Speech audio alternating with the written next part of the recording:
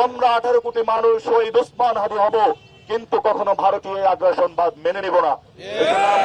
আমরা আসলে এইসব যারা দুর্নীতির ভরপুত্রর সাগরেদ যারা রয়েছে, সদস্য রয়েছে, আমরা তাদের ফাইলগুলো নতুন করে ওপেন করে তাদেরকে যথাযোগ্য বিচারের আওতায় ইনশাআল্লাহ আমরা নিয়ে আসব।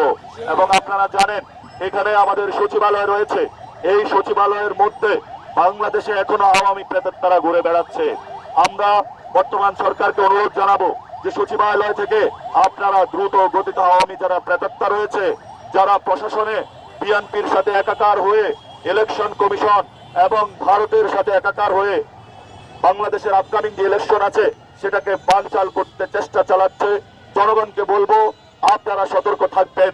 যদি তারা এই ধরনের কোন প্রচেষ্টা চালায় আপনারা সবাই পাশের লাঠি নিয়ে সেখানে উপস্থিত হবেন, কারণ আপনাদের যে ন্যায্য অধিকার সেটা সচিবালয় থেকে আপনাদেরকেই বুঝে নিতে হবে ইনশাআল্লাহ। আমরা যখন ক্ষমতায় আসবো আমরা ব্যুরোক্রেসি ডিজিটালাইজেশন করব, যাতে তারা যারা দুর্নীতিতে অভ্যস্ত, যারা দুর্নীতি করে বাংলাদেশের সমাজ নষ্ট করছে তাদের দিবাস্বপ্ন ভণ্ডুল হয়ে যায়। আমরা একটি সুন্দর ব্যুরোক্রেসি প্রশাসন উপহার দিব যেগুলো দলকানা নয়। আমরা এমন একটি দুদক উপহার দিব যেটা দলকানা নয়।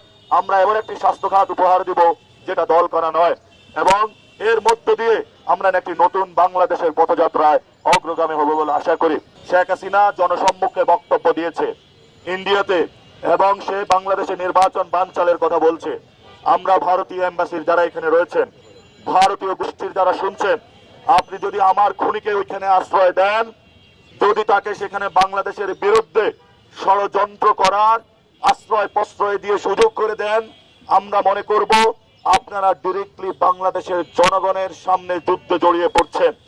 এই জন্য আমরা ভারত সরকারকে, ভারতীয় এম্বাসিকে আহ্বান জানাবো, বাংলাদেশের 18 কোটি মানুষ জীবন দিবে, রক্ত দিবে, দরকার হয় বাংলাদেশের কোলে ভারতের যে সাম্রাজ্যবাদী আচরণ, আগ্রাসী মনোভাব, আধিপত্যবাদ মনোভাব যদি থাকে, আমরা 18 কোটি মানুষ শহীদ ওসমান হাদি হব, কিন্তু কখনো ভারতীয় আগ্রাসনবাদ মেনে নিব না।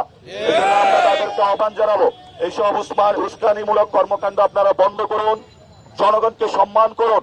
বাংলাদেশের মানুষের মধ্যে যে আবেগ তৈরি হয়েছে, বাংলাদেশের মানুষের মধ্যে আওয়ামী লীগ প্রশ্নে যে আবেগ তৈরি হয়েছে, যে আওয়ামী লীগের আমরা বিচার চাই, বিচার কার্য আমাদেরকে সুষ্ঠুভাবে সম্পূর্ণ করতে দিবেন এবং আওয়ামী লীগের বিচার কার্যে আমরা বলবো ভারত আপনারা বাধা দিবেন না। বড় অভ্যুত্থান হয়েছে বাংলাদেশে একটি সুষ্ঠু ইলেকশনের জন্য। আমরা 15 বছর ধরে অপেক্ষা করছি ভোট দেওয়ার জন্য।